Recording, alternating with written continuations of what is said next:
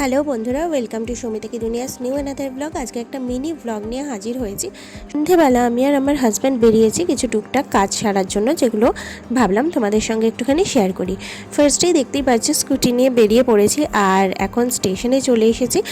স্টেশনে ওপারে ফুলওয়ালা বসে, যেটা তোমাদের সঙ্গে আমি আগেও শেয়ার করেছিলাম যে মারাত্মক পরিমাণে ওনার কাছে ভিড় হয়। তো এসে দেখি যথারীতি ভিড় রয়েছে, তাই আর ঠেলাঠেলি করে সেভাবে ভিডিও করা হয়নি।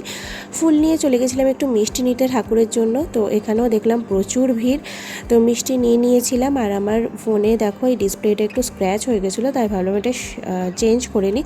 আসার সময় খুব সুন্দর একটা মন্দির রাস্তায় চোখে পড়লো, তো যথারীতি সেটাও একটুখানি ভিডিওতে ক্যাপচার করে নিলাম। তো বাড়ি ফেরার টাইম হয়ে গেছে, এই টুকটাক কাজই ছিল, তো সেগুলো করেই এখন বাড়ি ফিরছিলাম।